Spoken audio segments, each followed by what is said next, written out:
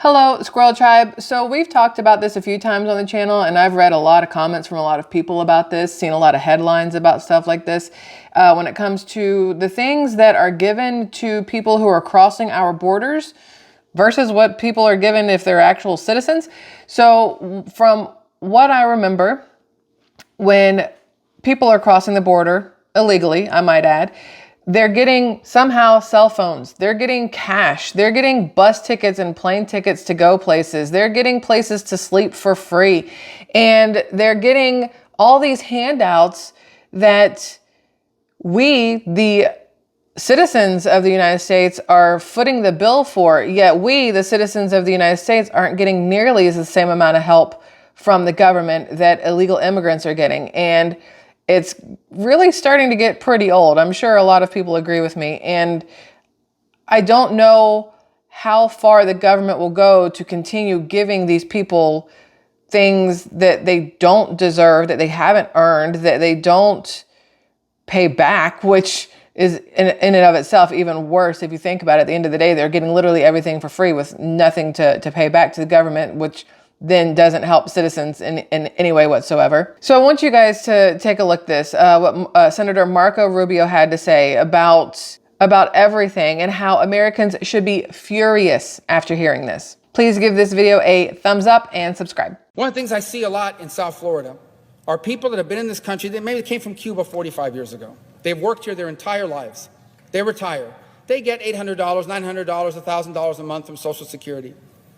And then they run into somebody who just got here from Cuba 3 months ago, is 29 years old, doesn't work, and is given $1,500 a month in benefits by our government because they're refugees. That refugee, a year later, is traveling back to Cuba 15 times. So you're a refugee fleeing oppression from a place that you now go back and visit 15 times the following year. And in the meantime, we're giving you Medicaid, food stamps, health care for your children, cash payments from the refugee fund. So imagine if you've been working here for 40 years and your Social Security check is smaller than the benefits going to a 28-year-old able-bodied person who just got here. That's real. That happens. That's happening every day. That makes no sense. All right, so Senator Marco Rubio says Americans, his quote, they've worked here their entire lives, they retire, they get $800, $900, $1,000 a month from Social Security. Somebody who just got here from Cuba 3 months ago is given $1,500 a month. So imagine if you've been working here for 40 years and your Social Security check is smaller than the benefits going to a 28-year-old able-bodied person who just got here. That's real. That happens. That's happening every day. That makes no sense. Now, this here, House Dems launch united effort against election bill requiring voters prove citizenship. Joining me now in this Sunday Morning Futures exclusive is Utah Senator Mike Lee, the ranking member of the Senate Joint Economic Committee. Senator, it's good to see you this morning. Thanks very much for being here. I want to start off with your reaction to President Biden threatening he's not going to send those shipments of weapons to Israel if they go into Rafah. And Maria, this is just reprehensible. I was speaking with some voters last night, and, they felt that this was a red line. They couldn't believe it. This was like the final straw. These were Democrats and independents. Do you think this is going to affect how people see the upcoming election? Without question, it will, and it certainly should.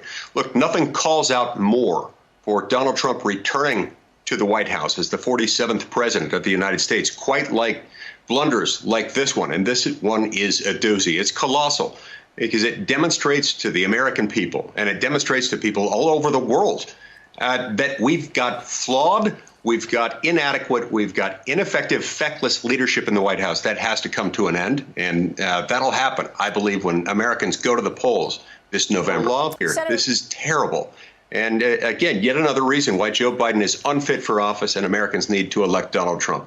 Let's talk about the bill that you are pushing, the SAVE Act, and I want to get your take on a free and fair election come November. Tell us about the SAVE Act. Look, in our country, it's always been one citizen, one vote. And under federal law, only citizens are allowed to vote in federal elections. Here's the tragic thing. Maria. Over the last three and a half years since the Biden administration has been in power, they've let in about 12 million illegal aliens. There are an estimated nearly 30 million non-citizens in the United States. Currently, with the laws we have in place, the so-called motor voter law, the National Voter Registration Act, you do still have to be a citizen to vote.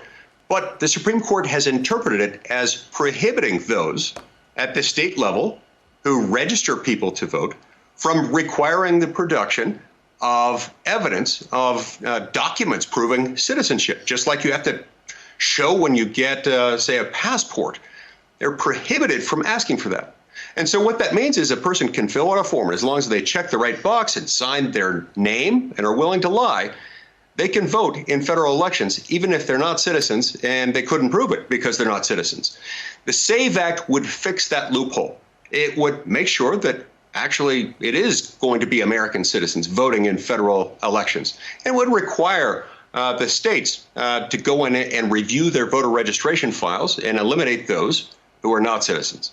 This is so important, and I know that the RNC and Michael Whatley and Lara Trump have been saying that a fair and transparent election is their number one priority. What kind of a reception are you getting on the SAVE Act from your colleagues? Because, you know, this wide open border has people questioning whether or not illegals are going to vote in the upcoming election. And what is the motivation for the administration to keep this wide open border?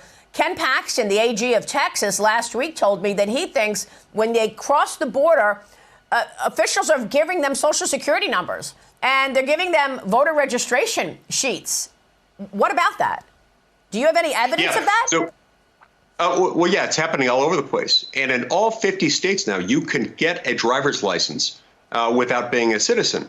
So that, coupled with the motor voter law, means that it's going to be very, very easy, if people request it and check the box, to actually become a voter who can vote in federal elections. Now, with respect to your question about the kind of reception it's getting, universally, Republicans love it. I believe some Democrats love it, but there are a number of Democrats who are belittling it and saying there's no need for it because they come out and say, oh, well, of course, it's already illegal for non-citizens to vote. That's not the point. The point is that it's nearly impossible to enforce that law, and it's nearly impossible to stop people from cheating and just checking a box, signing their name fraudulently, claiming to be citizens. The SAVE Act would fix that. We need to pass the SAVE Act immediately. Real quick on inflation, which was one of the topics last night for the President Trump at his New Jersey rally. Wow, the pictures were extraordinary of all of those people. Senator, we are still looking at inflation up almost 20% on Joe Biden's watch. Why? Well, this is the predictable, foreseeable, and in fact, by many of us, actually foreseen result of years of back-to-back multi-trillion-dollar deficits. It is no mystery what inflation is caused by. It's caused by the federal government spending too much money it doesn't have, effectively printing it. It makes every dollar go less far. It's why household after household in America, on average, is shelling out an additional $1,300 every month just to live. That's wrong, and that's another reason why we need Donald Trump as president. Democrats are urged to vote no on H.R. 8281, which is absolutely ridiculous to me.